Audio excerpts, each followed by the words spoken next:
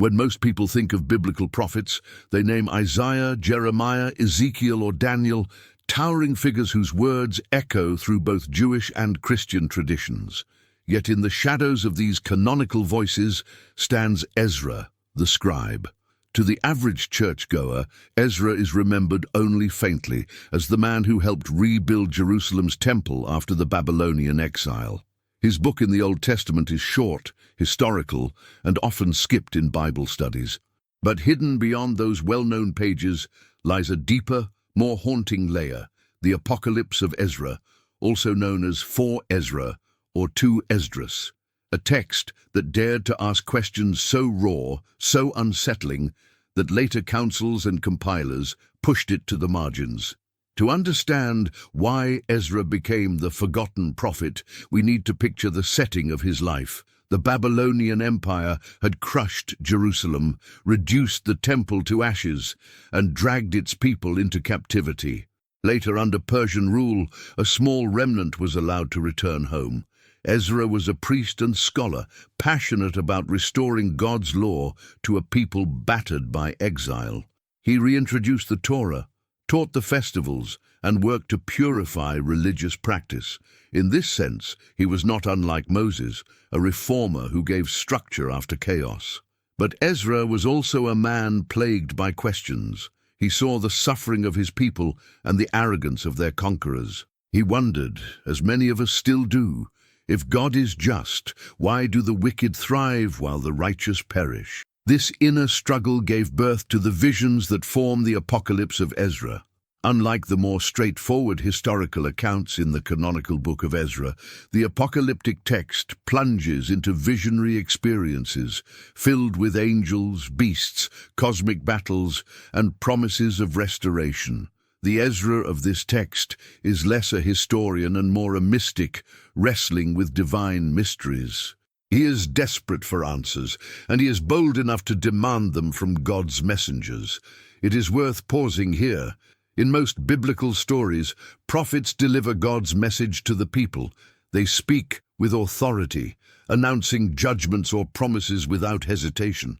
Ezra, however, turns the script upside down. He questions, he argues, he weeps. In doing so, he gives voice to every believer who has ever looked at injustice and asked, "Where is God in all this?" That honesty made his writings both compelling and dangerous. For church leaders centuries later, such raw questioning might have felt unsettling, even destabilizing. To preserve order, they emphasized the prophets who proclaimed clear answers, while Ezra's anguished dialogue with heaven was quietly set aside. But forgotten does not mean erased. The Apocalypse of Ezra circulated widely in Jewish and Christian communities from the 1st century onward. It influenced early church fathers. It shaped medieval mystics. In Ethiopia, it was preserved as scripture. In other traditions, it lingered in the apocryphal section of large Bibles, waiting for curious readers to stumble across it. And in every age, when the world seemed especially fragile, readers returned to Ezra's visions and found their own questions mirrored in his. Imagine the emotional weight of Ezra's context. The people had endured conquest after conquest. Their holy city was scarred, their temple desecrated. The Roman Empire loomed centuries later, enforcing its will with brutal efficiency. In such times, texts like Ezra's spoke to the aching heart. Suffering is not meaningless, history is not random, and even when empires seem unshakable, divine justice still waits beyond the horizon. This was the heartbeat of apocalyptic literature, and Ezra's voice carried it with piercing intensity. Why, then, did this prophet fade into obscurity? The answer lies in the politics of Scripture. By the time the biblical canon was being solidified, church leaders sought clarity, unity, and control. Apocalyptic texts outside Revelation were messy. They included symbols open to wild interpretation. They often suggested that current rulers, be they Babylonian, Roman, or even Christian emperors, were aligned with the beasts of chaos. That was a dangerous suggestion. To silence those possibilities, works like the Apocalypse of Ezra were labeled apocryphal or deuterocanonical, not outright destroyed, but placed on the outer shelf where fewer eyes would find them. Yet here we are, centuries later, opening those dusty pages once again. And in Ezra's voice, we hear not just an ancient priest, but the cry of every soul who has ever wondered whether history is moving toward meaning or simply unraveling into nothing.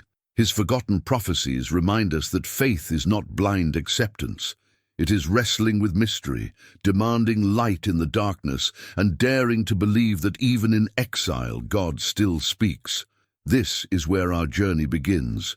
To follow Ezra is to step into a story of loss, vision, and hope, a story that will challenge our assumptions about justice, history, and the end of days. In the chapters ahead, we will walk with him through ruins, listen as angels answer his most painful questions, and watch as visions of beasts and kingdoms unfold like a cosmic drama.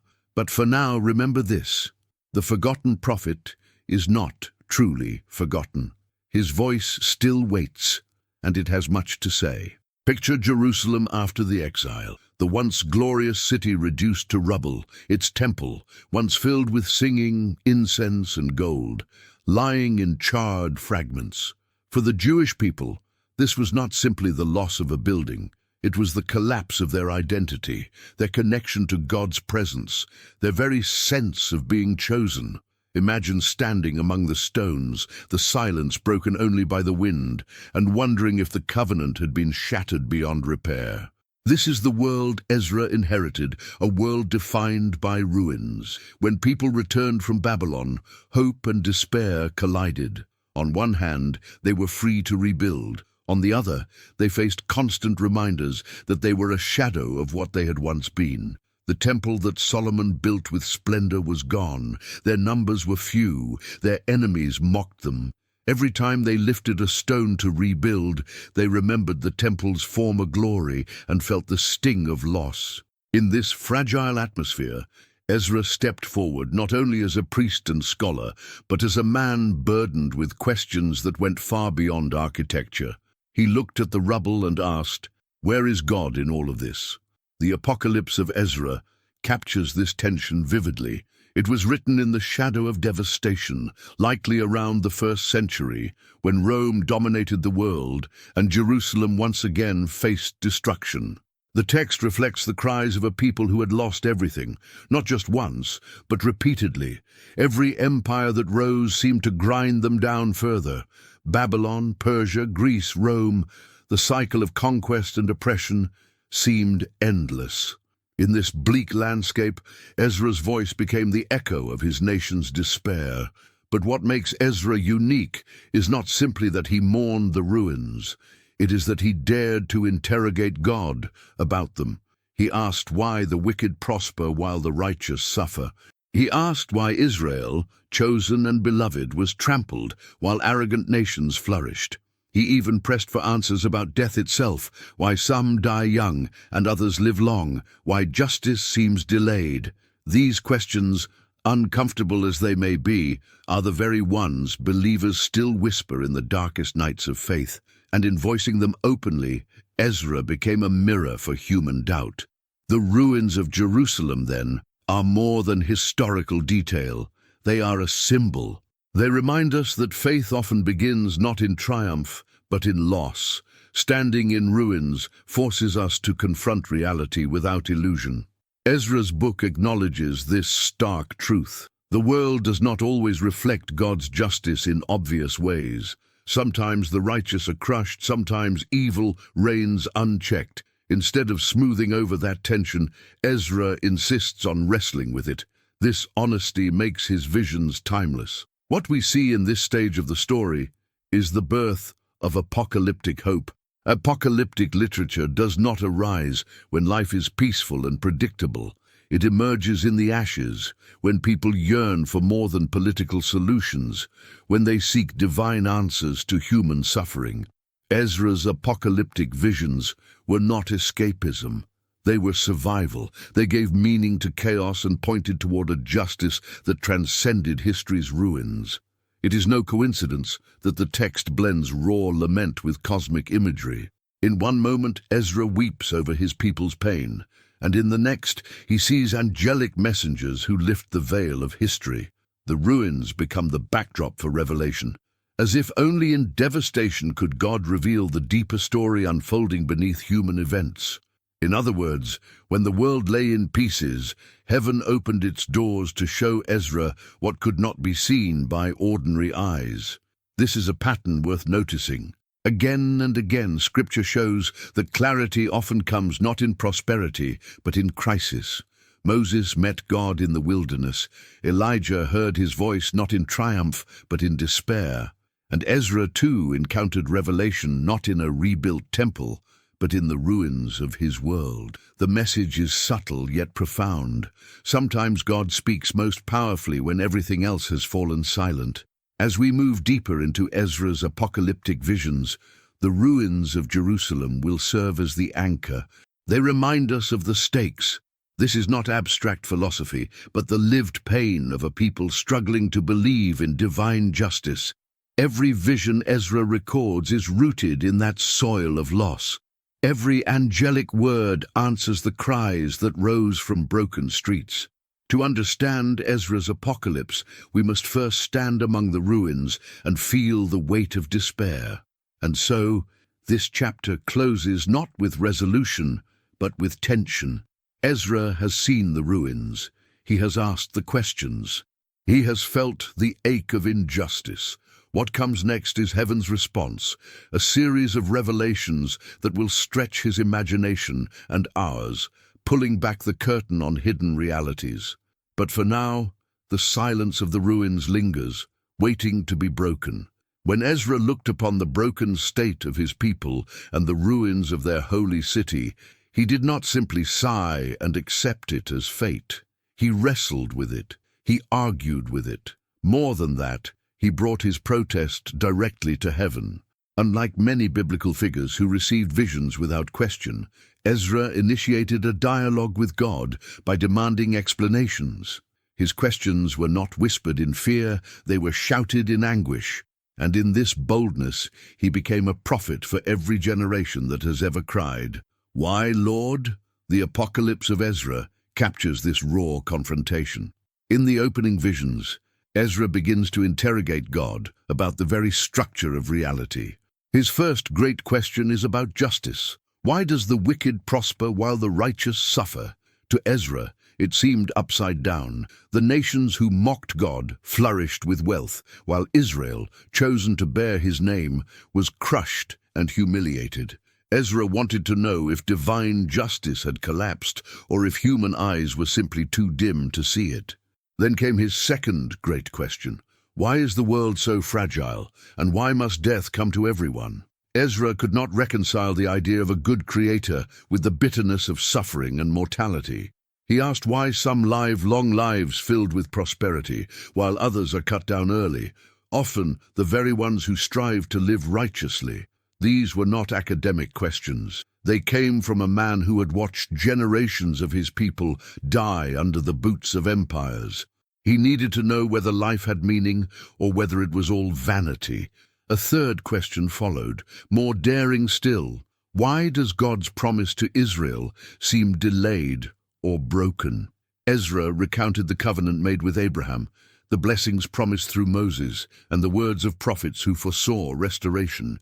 Yet in Ezra's day, what he saw was weakness and shame. Where was the fulfillment? Where was the victory? Was God silent, or had his word been forgotten? At each stage, Ezra pressed further, refusing to be satisfied with easy answers. He embodied the heart of every believer who has looked at tragedy and asked, "Where are you, God?" In doing so, he became something rare in Scripture, a prophet whose main role was not to declare answers, but to voice questions so heavy that heaven itself had to respond. The text presents Ezra's questioning as a dialogue with angels, particularly Uriel, a messenger whose name means, "God is my light." Uriel is tasked with guiding Ezra through his doubts, not by dismissing them, but by reframing them. When Ezra asks why the wicked prosper, Uriel answers that human beings cannot yet see the full scope of history. Justice is not absent, but it unfolds on a scale far beyond mortal understanding. Ezra is reminded that just as a child cannot comprehend the wisdom of an elder, so humanity struggles to grasp the divine plan. Yet Ezra does not let go. He presses harder. He insists that the pain of the present cannot simply be brushed aside by distant promises. This persistence is what makes the dialogue so powerful. Ezra is not rebuked for questioning. He is engaged. His raw honesty becomes the very path to revelation. The questions shake heaven, but heaven responds with visions that reveal deeper truths. It is here that the text takes on a cosmic scale. Ezra's personal grief becomes the entry point into mysteries about the order of creation, the destiny of nations, and the ultimate judgment of the world. His questions about death lead to visions of the afterlife. His questions about justice lead to images of divine judgment and restoration.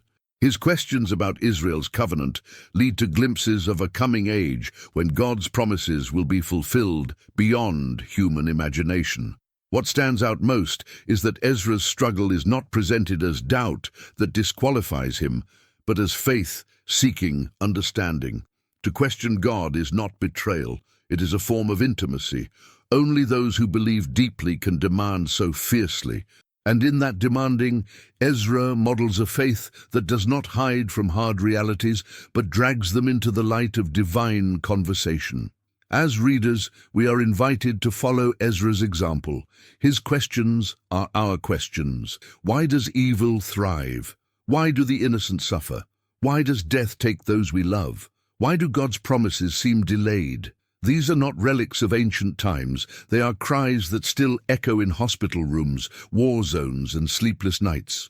By placing these questions at the heart of his apocalypse, Ezra gives permission for believers to be honest before God. The chapter closes with Ezra still unsatisfied, still pressing. His questions have reached heaven's ears, but the full answers have not yet come. The stage is set for visions that will go beyond words, pulling Ezra and us into a realm where human anguish collides with divine mystery. The questions have shaken heaven. Now heaven will begin to answer. When Ezra's cries echoed into the silence, it was not thunder or fire that first answered him. It was an angel. The text names him Uriel, one of the great messengers whose very name means God is my light. His role is not simply to deliver answers, but to guide Ezra through the kind of mysteries that cannot be solved by reason alone. The angel's presence signals that Ezra's lament has been heard in the heavenly court, and that his questions, no matter how sharp, deserve a response. Uriel's first words are both comforting and unsettling.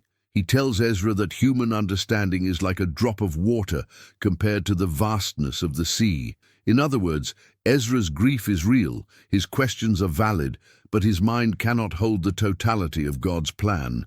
This is not dismissal, it is a recognition of scale. Uriel explains that just as a child cannot immediately comprehend the knowledge of a sage, humanity cannot fully grasp divine wisdom. Yet Uriel does not stop there. He leans into Ezra's imagery, offering parables and riddles. He asks Ezra to imagine trying to weigh the fire, or to count the number of drops in the ocean, or to measure the wind. These impossible tasks mirror Ezra's own demand to understand the ways of God. The angel's point is not to belittle him, but to expand his vision. If even creation's simplest mysteries are beyond human grasp, how much more the unfolding of divine justice? Ezra listens, but his heart is still heavy. He insists that the wickedness he sees is not an abstract puzzle. It is real, it is crushing, and it demands an explanation. Why should Babylon or Rome or any empire rise on the backs of the righteous?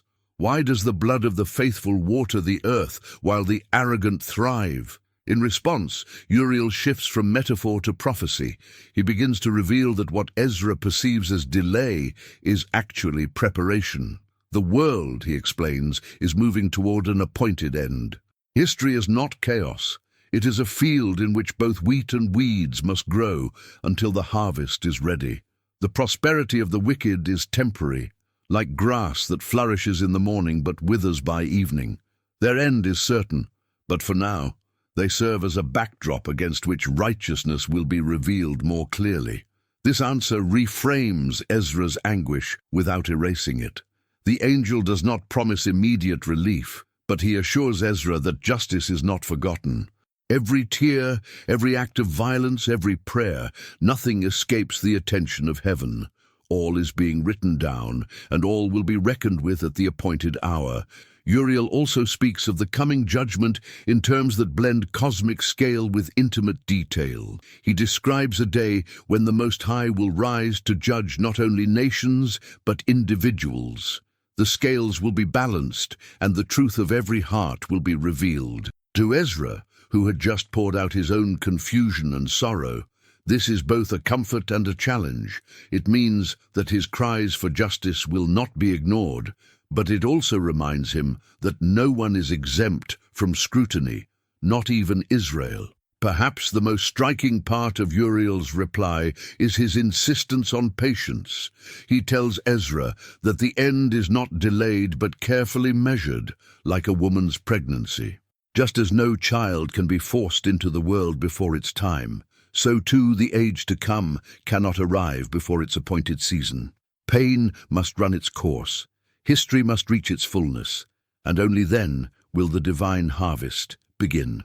Ezra struggles with this metaphor. He does not want to wait, he wants resolution now, but Uriel insists that the waiting itself is part of the design. The anguish of delay is not wasted. It sharpens longing, it refines faith, and it ensures that when deliverance finally arrives, it will be unmistakable. By the end of this exchange, Ezra is not satisfied, but he is silenced. His questions remain, but they have been met with a vision of reality so vast that his grief feels both acknowledged and reframed. The angel has not solved the riddle of suffering, but he has turned Ezra's gaze from the ground beneath his feet to the horizon of eternity. The dialogue between man and angel sets the tone for the rest of the apocalypse. Ezra will continue to question, and Uriel will continue to reply, not with simple answers, but with glimpses of mysteries that draw the reader deeper into the tension between human anguish and divine purpose. As the chapter closes, Ezra prepares to ask again, this time with more urgency. If justice is certain, if the end is written, then what will it look like? What visions has heaven stored for the last days? His questions are not finished, they are only growing sharper. As Ezra presses the angel further, his questions evolve from why to what. If the end is certain, what form will it take? What will the signs be? Uriel does not shy away. Instead, he unfolds a series of visions that stretch from the rise and fall of empires to the trembling of the cosmos itself. What follows is not a tidy timeline, but a cascade of images that both terrify and console. The first vision is of upheaval among nations. Ezra sees kingdoms warring like waves, crashing against one another. Each empire rises in pride, only to be consumed by the next. Uriel explains that this is the way of history. Nations exalt themselves, but none endure forever. Their violence, their idols, their arrogance, all will eventually crumble. For Ezra, who has watched empires crush his people, this vision resonates deeply.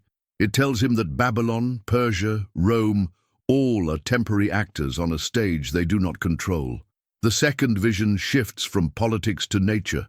The earth itself convulses, mountains shake, rivers boil, and the sky refuses its normal order. The moon glows blood-red, the stars fall like fruit from a shaken tree, and the sun dims in the middle of the day. Uriel explains that creation groans alongside humanity, waiting for the moment when the current age will collapse and the new one will be born. These cosmic signs are not just decorations, they are announcements that history's script is moving toward its climax. Then comes the vision of humanity in turmoil. Ezra sees people running in confusion, families divided, and faith crumbling under pressure. Brother turns against brother, rulers betray their subjects, and the faithful cry out for deliverance. It is not simply war or famine, It is the unraveling of trust itself. Uriel tells Ezra that this is the cost of a world out of sync with divine order.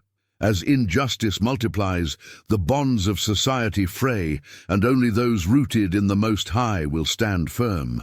Ezra recoils at this, for it paints a picture not only of judgment but of suffering for the righteous as well. He asks why those who cling to God must endure such trials. Uriel responds that endurance is not punishment, but preparation. The faithful are refined like gold in fire. Their perseverance becomes testimony to the world that righteousness is real, even when all else collapses. Next, Ezra is shown a figure, mysterious, majestic, and terrifying. Some traditions call him the Son of Man, others the Messiah, the Anointed One who will set the world right. In the vision, this figure emerges from the sea or descends from the heavens, radiating authority. He judges nations, restores order, and gathers the faithful.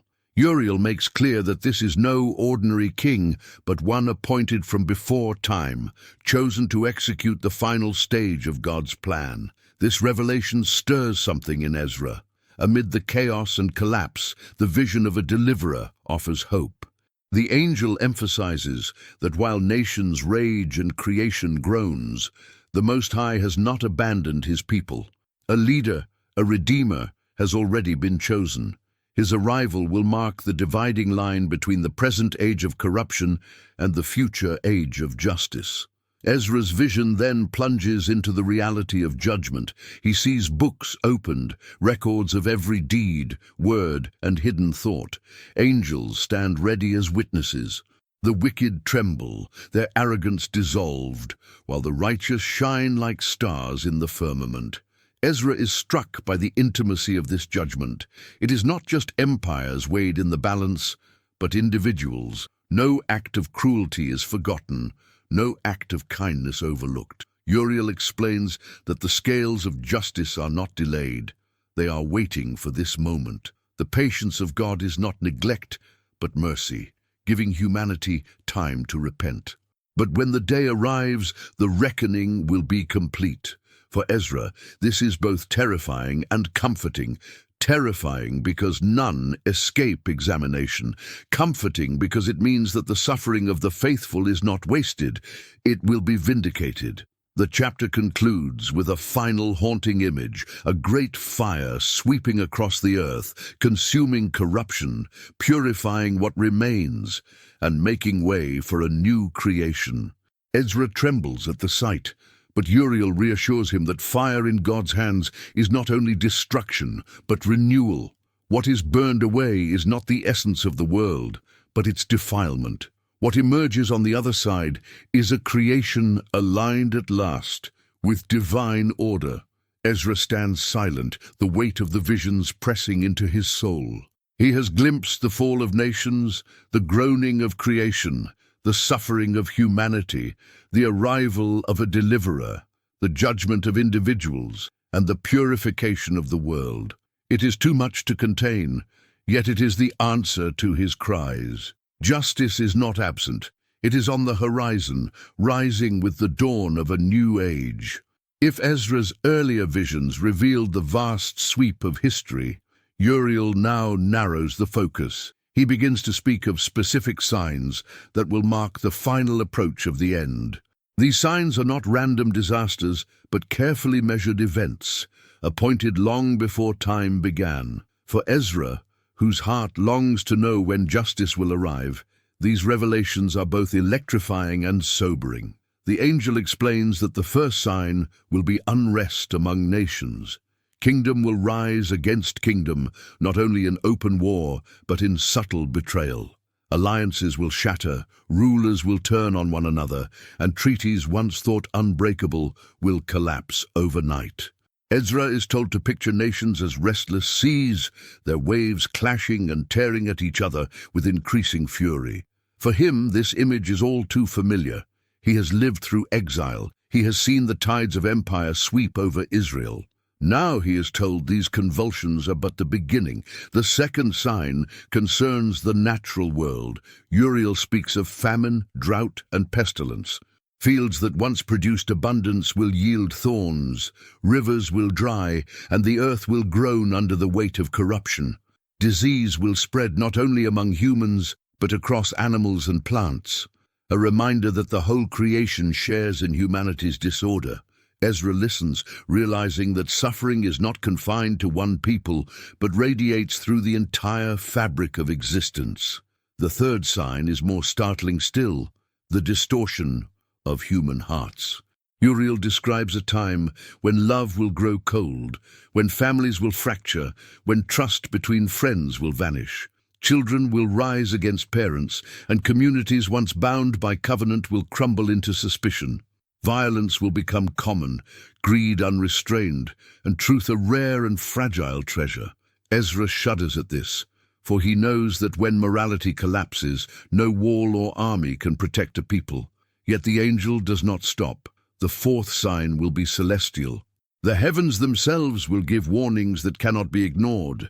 The moon will bleed, the sun will darken, stars will seem to fall, and the sky will roll back like a scroll. These are not accidents of nature, but announcements written in the very structure of creation. To Ezra, the thought is both terrifying and awe-inspiring. The same heavens that once declared the glory of God will one day proclaim his judgment. Then Uriel speaks of a more hidden sign: deception. False prophets will arise, twisting the truth to suit their own gain. They will perform signs, stir fear, and lure many away from the covenant. Even the faithful will feel the pull of their words. Ezra, a scribe and teacher, feels this warning deeply. He knows that lies clothed in the language of holiness can devastate a community more effectively than any sword. Uriel insists that discernment will be essential. Not every vision is from God. Not every miracle testifies to truth. The sixth sign is persecution. Those who hold fast to the law of the Most High will be mocked, hunted, and oppressed. The world will not merely ignore them, it will rage against them. To Ezra, this is not a new thought, but Uriel stresses that the final days will intensify the trial.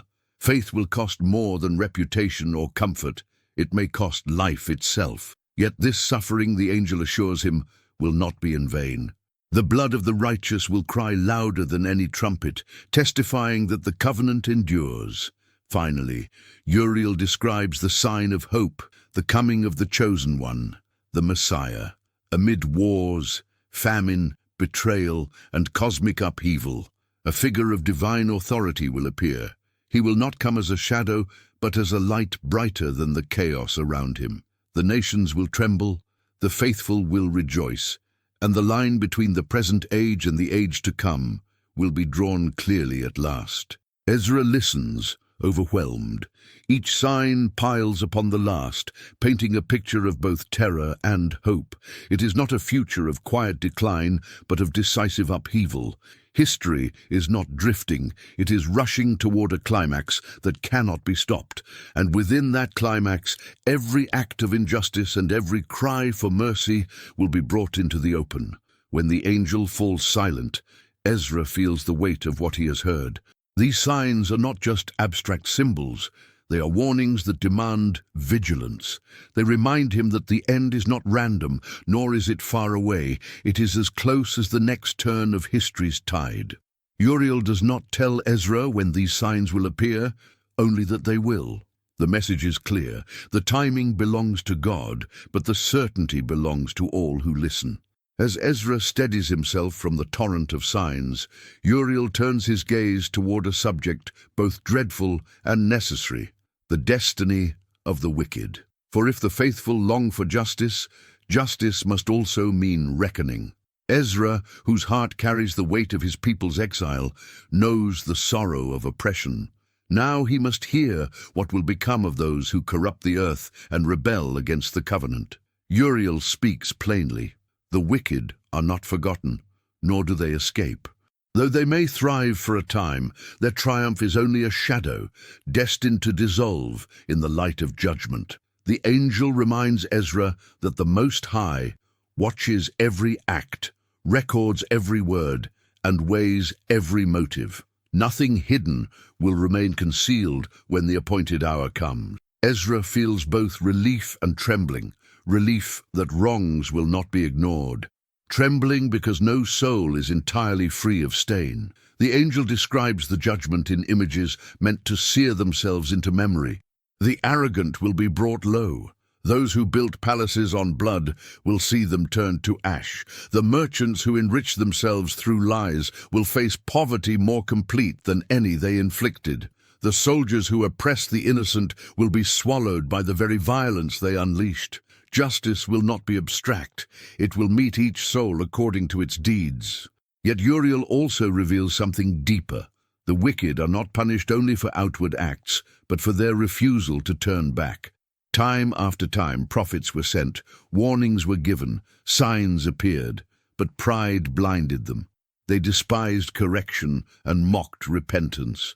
Their punishment is not simply a decree, it is the natural end of their chosen path. Like a tree that refuses water, they wither by their own resistance. Ezra shudders, recognizing how near every heart can drift toward such stubbornness. Then Uriel paints the scene of final separation. The wicked will be gathered together, not to conspire, but to face the full weight of divine truth. They will see the glory of the Most High unveiled, a light so pure that it burns through every mask. For the righteous, this light will be joy, healing, and vindication. For the wicked, it will be unbearable exposure.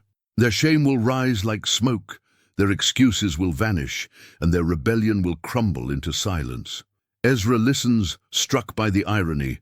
Those who sought to exalt themselves above others will be unable to lift their heads. Those who clung to power will find their hands empty. Those who denied God will be unable to escape his presence. It is not cruelty, Uriel insists. It is truth, revealed without veil. To live in opposition to the Most High is to prepare oneself for this unbearable unveiling. The angel then explains the final dwelling of the wicked. They will not share in the renewal of creation, nor taste the peace of the coming age. Instead, they will be cast into a place of separation, described as fire, darkness, or unending loss. These are not mere metaphors, Uriel says, but human words straining to capture the agony of existing outside God's order. To be cut off from the source of life is torment more profound than any earthly suffering. Ezra's heart aches at this vision. He does not delight in the destruction of the wicked. He remembers the prophets who wept over Jerusalem, the God who declared he takes no pleasure in the death of the sinner. Yet Uriel reminds him that love without justice would not be love at all. To heal creation, evil must be judged. To vindicate the oppressed, the oppressor must be confronted. Mercy was offered, but mercy rejected becomes judgment. Still, within the horror, Ezra hears a note of warning meant for all who listen. The message is not only about them, the obvious sinners, but about every soul tempted by pride, greed, or hardness of heart. The fate of the wicked is a mirror, one that invites repentance before it is too late. Ezra feels the urgency press upon him. Teach, write, call the people back while there is time. When Uriel finishes, silence fills the vision. Ezra feels the weight of eternity pressing against his small, fragile frame. He sees now that history is not neutral. It is a path leading toward one of two destinies. The signs reveal the approach, but the destinies reveal the end. Restoration or ruin, light or darkness, joy or despair. The wicked may scoff for now, but their end is as certain as the dawn. Ezra bows his head, resolved to remember every word. For in knowing the fate of the wicked, he better understands the urgency of righteousness. The time for hesitation is gone. The choice is set before every generation. After the heavy vision of the wicked's fate, Ezra's heart longs for balance. He dares to lift his eyes to Uriel and ask, "But what of those who remain faithful? What is their inheritance?" The angel answers with words radiant as dawn. The righteous are not forgotten. Their tears, prayers, and sacrifices are recorded before the throne of the Most High, and their reward is more glorious than any eye has yet seen. Uriel begins with a promise of restoration. The righteous will inherit the earth renewed. No longer will fields yield thorns, nor will rivers run dry. The land will be fruitful as in the first creation, when God declared all things good. Peace will dwell in the soil, in the animals, and in the air itself. Ezra, whose people live under oppression and in exile, feels his spirit lift at this vision. He sees in his mind vineyards heavy with grapes, children playing in safety, and worship rising unhindered from every corner of the land. The angel then speaks of joy without sorrow. Every wound of injustice will be healed, every grief turned into gladness. Those who wept in silence will be comforted openly, and those who endured ridicule for their faith will be honored in the presence of nations. Ezra understands. The Most High not only restores, but vindicates. The righteous will not only survive, they will be exalted. Uriel continues, describing the intimacy of God's presence. In the present age, humanity glimpses the divine through visions, through the veil of Scripture or through the whispers of prayer. But in the coming age, that veil will be lifted. The righteous will behold the face of the Almighty without fear. Light will no longer be a distant symbol. It will surround and fill them. Ezra trembles at the thought. For a man whose nation has built its life around the temple, the promise of unmediated presence is staggering. The righteous will no longer bring offerings at a distance. They themselves will dwell in the Holy of Holies. The angel paints the reward not merely in earthly images but in eternal ones. The righteous will shine like the stars. Their bodies, once subject to decay, will be clothed with immortality. No sickness, no hunger, no fatigue will afflict them. They will move in harmony with creation, as Adam once walked in Eden before the fall. Their joy will not be fleeting but permanent, for it flows from the endless source of God's own life. Ezra marvels, this is not a reward measured by years, but by eternity. Uriel also reveals the righteous will be entrusted with responsibility. They are not rewarded with idleness, but with participation in the divine order. They will reign with the Messiah, shepherding nations, guiding creation, and declaring the wisdom of the Most High. Their authority will not be corrupted, as with earthly rulers, but purified by holiness. For Ezra, this image strikes deep. The faithful who were mocked and trampled will one day govern in righteousness. Justice will not only be restored, it will be administered by those who once suffered injustice. Another element of their reward is reunion. The righteous who died before will rise, and those who remained faithful across generations will meet together in unbroken fellowship. Fathers and sons, mothers and daughters, brothers and sisters, all united in worship. Ezra imagines meeting Abraham, Moses, David, and countless unnamed faithful who carried torches in dark times. The communion of saints will no longer be separated by time or death. Uriel adds one final detail. The memory of pain will not torment the righteous. Though they will remember the trials of the present age, those memories will be reframed as testimonies of God's deliverance. Tears shed in exile will become jewels of honor. Scars borne for righteousness will shine as crowns. Ezra feels a great release in his soul. Exile and oppression are not meaningless. They are seeds that blossom into eternal joy. The angel concludes with a truth Ezra will never forget. The righteous are rewarded not because of their perfection, but because they clung to the covenant even in weakness. They trusted, repented, persevered, and hoped. Their faith, though tested, becomes their victory, and the Most High, who is faithful, will not allow their hope to be disappointed. As Uriel's words settle, Ezra's heart burns within him. He sees now that history is not a cycle of despair, but a story rushing toward restoration.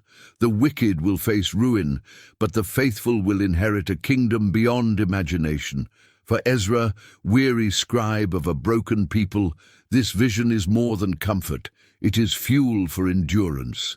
If such joy awaits, then every prayer is worth uttering, every law worth keeping, every act of mercy worth doing. The vision of reward balances the weight of judgment. Ezra now understands both the terror and the triumph of the end. Justice is not merely punishment, it is renewal. And renewal means the righteous will shine, forever secure in the presence of the God they trusted. Ezra has seen the signs of the end, the fate of the wicked, and the reward of the righteous. Yet Uriel is not finished. The visions now reach their climax, unveiling a conflict that stretches beyond human kings and empires, a war that involves the heavens themselves. Ezra braces himself as the angel speaks of the cosmic battle that will precede the final judgment. Uriel begins with a description of spiritual forces long at work. The Most High rules over all creation, yet there are powers that resist him. Principalities, fallen angels, spirits of rebellion. These are the forces behind corrupt rulers and violent empires. Ezra realizes that Babylon, Persia, and every kingdom of men are only surface waves. The depths are stirred by darker currents. The cosmic battle is not merely political, it is spiritual warfare written across the canvas of history. The angel explains that in the final days, these forces will no longer hide in shadows. They will rise openly, rallying nations into one last defiance against the Most High. The imagery is staggering, armies gathering like storm clouds, banners raised against heaven itself, and a coalition of the proud believing they can resist the Creator. Ezra trembles at the audacity. How can clay lift its fist against the potter? Yet Uriel assures him that pride blinds even spiritual powers, driving them toward inevitable ruin. In this conflict, the Messiah stands at the center. He is not only a teacher or deliverer, but the warrior king who shatters the rebellion. Uriel describes him clothed in light, leading hosts of heaven, his word sharper than any blade. The nations rage, but their weapons crumble. The spiritual rulers command, but their voices are drowned out by the thunder of divine judgment. For Ezra, the picture is overwhelming. The long-awaited chosen one is revealed not as a figure of weakness, but of irresistible authority. Uriel explains that the righteous will not be mere spectators. They too will share in the victory. Those who once suffered under the heel of the wicked will stand with the Messiah, their endurance transformed into strength. Their voices will join the heavenly chorus, declaring that the kingdom belongs to the Lord. Ezra envisions the exiles of Israel, once scattered, now gathered as participants in the final triumph. The oppressed will not only see justice, they will help usher it in. But the angel does not soften the vision of what follows. The wicked, gathered in defiance, will face the great judgment. Books will be opened, recording every deed. Secrets long buried will come to light. No empire, no ruler, no merchant, no soldier can hide from the gaze of the Almighty. The scales of justice will balance perfectly, mercy for the repentant, condemnation for the stubborn. Ezra hears these words and feels the trembling weight of eternity. Every action matters. Nothing is lost in the fog of history. The imagery Uriel uses is apocalyptic, the throne of the Most High blazing with fire, rivers of judgment flowing out, multitudes standing in silence as their fate is declared. Angels separate the righteous from the wicked, like shepherds dividing sheep from goats. For Ezra, the image burns into memory. The day of judgment is not abstract, but personal. Every soul will stand, every voice will be silenced except for truth. The angel also explains the cosmic renewal that follows. Once rebellion is crushed and judgment rendered, creation itself will be purified. The heavens and the earth, long stained by sin, will be cleansed by fire and remade in glory. This is the true end of the battle, not merely the defeat of enemies, but the restoration of order. The cosmic war gives way to eternal peace. Ezra imagines the stars themselves rejoicing, the earth breathing free, the universe resounding with harmony. Still, Uriel emphasizes one final lesson. The battle is certain, but its outcome is never in doubt. The Most High does not struggle as though he might lose. The cosmic conflict reveals the folly of rebellion, but it also demonstrates the unshakable sovereignty of God. For Ezra, this shifts his perspective. History may appear chaotic, nations may rage, but the end is already written. The victory belongs to the Lord. As the vision fades, Ezra feels both awe and urgency. Awe at the grandeur of divine justice, urgency to warn his people, life is not a game of chance, but a path toward judgment. He resolves to write, to teach, to remind every heart that rebellion is futile and faithfulness is never forgotten. The cosmic battle will come, and with it, the final judgment. But those who stand with the Most High will see the dawn of a new creation. The visions have carried Ezra through storms of judgment, glimpses of cosmic warfare, and the unveiling of hidden mysteries. Yet as Uriel prepares to conclude the revelations, he shifts the focus from destruction to renewal. What Ezra sees now is not terror, but hope. The restoration of all things, the promise that the end is not ruin, but new creation. Uriel speaks of a world healed, the rebellion of nations, the corruption of rulers, the weight of oppression. All of it will give way to a kingdom of peace. Ezra envisions a Jerusalem, unlike the one he knows, not scarred by exile or foreign occupation, but radiant with divine presence. The city becomes the symbol of restoration. Walls of righteousness, gates of praise, streets filled with songs instead of tears. For a people long scattered, the vision is almost too good to imagine. Yet the angel insists, this is not fantasy. It is the destiny prepared from the beginning. In this renewed creation, time itself is restored. The sacred rhythms that were disrupted by human pride are brought back into alignment. Sabbaths and festivals, once forgotten or corrupted, flow seamlessly in their appointed order. The divine calendar beats again like the heart of the universe. Ezra senses the deep meaning of this. True peace is not just the absence of war, but the restoration of harmony between heaven and earth, between time and eternity. The angel describes the blessings of the righteous. No longer will they suffer hunger or thirst. No longer will they live under the shadow of death. They will eat from the tree of life, drink from rivers of living water, and dwell in unbroken fellowship with their Creator. Ezra recalls the hardships of his people, their chains, their exile, their unanswered prayers, and the contrast moves him to tears. All those wounds, Uriel assures him, will be healed in the new age. Every tear will be wiped away. Ezra dares to ask about those who were lost, the countless souls who perished in suffering or never knew the truth. Uriel answers with a mystery. The righteous are not only restored, they become part of the healing of the nations. Their testimony, their light, their renewed lives will bear witness to the justice and mercy of God. Even in eternity, purpose remains. Ezra realizes that salvation is not an escape from responsibility, but its ultimate fulfillment. The faithful become stewards of creation itself, guardians of the harmony that rebellion once shattered. The vision expands to encompass the cosmos. The stars shine brighter, the heavens echo with songs, the earth flourishes as though reborn. This is not just restoration for Israel, but for all creation.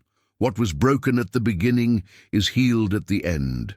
Ezra recalls Adam's fall, Noah's flood, Abraham's trials, Moses' law, David's kingdom, all threads woven into a tapestry that now resolves in glory. The story has always pointed here. Restoration, not despair. Uriel then offers Ezra a final charge.